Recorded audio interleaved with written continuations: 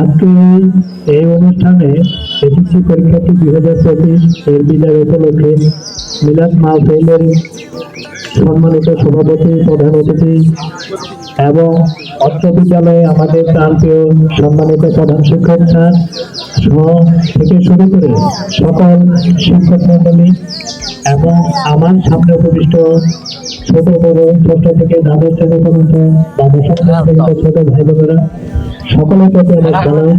আসসালামু আলাইকুম ওয়া রাহমাতুল্লাহি ওয়া বারাকাতুহু।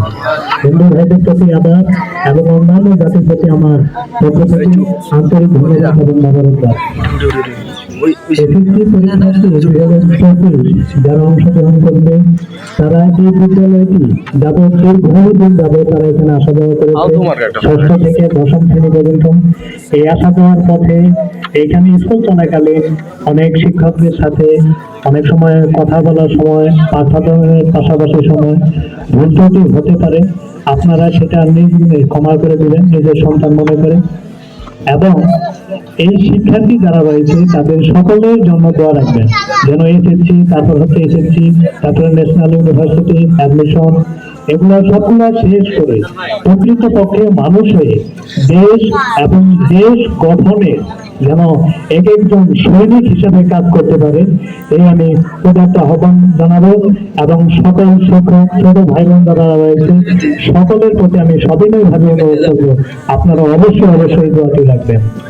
সেই সাথে যারা এখানে উপস্থিত ছোট ভাই এবং বোনেরা রয়েছেন আপনাদেরকে বিশেষ কিছু বলার উদ্দেশ্য, সেটা হচ্ছে যে আপনারা স্কুলে আসবেন, রেগুলারলি ক্লাস করবেন, পাশাপাশি কোনো শিক্ষকদের সাথে কোনো সময় সামান্য পরিমাণটুকু রোগ বেয়াদবি করবেন না। তারা হচ্ছেন আমাদের উস্তাদ, তারা হচ্ছেন আমাদের শিক্ষক। ওনারা যে আমাদের পথ প্রদর্শক যেগুলা দেখাবেন অবশ্যই সেগুলো পালন করতে হবে। পাশাপাশি স্কুলে রেগুলার আসতে হবে এবং পড়ালেখা ঠিকভাবে করতে হবে।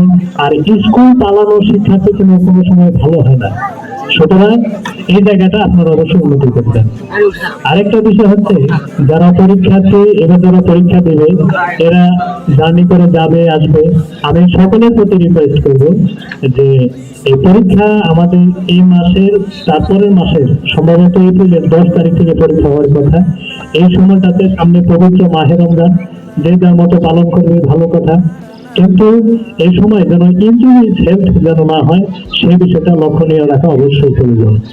এবং গত দেশে যেমন রেজাল্ট হয়েছিল আশা করি এবার যারা পরীক্ষা দেবে গতবার চেয়ে এবার যেন রেজাল্ট এবং ভালো থাকে এবং পাশের হার যেন 100 ভাগের উপরে মানে 100 ভাগের মধ্যে 100 ভাগই হয়, সেই বিষয়টা নিশ্চয়তা করার লক্ষ্যে আপনারা বাসায় এখনো যারা পড়ালেখা করতেছেন অবশ্যই পড়ালেখা করবেন।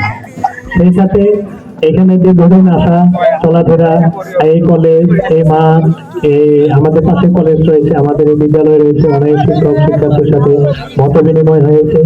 আজ এগুলো থেকে আনুষ্ঠানিকতা ভাবে বিদায়ের পথের পালা। সুতরাং আমরা এই জিনিসগুলো মেনটেন করবো, চলবো এবং সে অনুযায়ী নিজেকে জীবন গড়বো। আমরা কিন্তু অনেকে দাবি করি মানুষ, কিন্তু প্রকৃতপক্ষে আমরা কিন্তু মানুষ নই, আমরা হচ্ছে মানব। মানুষ হলো কখন আমাদের মাঝে যখন মনুষ্যত্ব, আদর্শ বিদ্যমান, কর্ম, কাজ, অ্যাবিলিটি, হাই কোয়ালিটি তখন সকল কিছু বিদ্যমান থাকে, তবেই আমরা প্রকৃতপক্ষে মনুষ্যত্ব অর্জন করবো।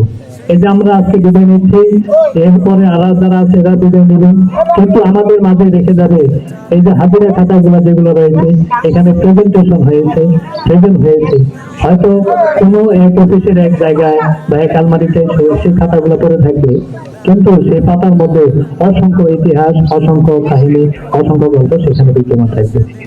তো সকলের সুস্বাস্থ্য মঙ্গল কামনা করে এবং সকলের পড়ালেখা যেন ভালো হয়, সকল ছাত্রদের সাথে মত বিনিময় শেষে এবং আমাদের চলাফেরায় আবারও ভর্তি করলে মাধ্যমিকে ক্ষমাতে আমি আমার বক্তব্য এখানে শেষ করতেছি এবং 2025 সালে এসএসসি পরীক্ষার্থী সকলের জন্য দোয়া রাখবেন এই বলে আমি আমার বক্তব্য শেষ করতেছি।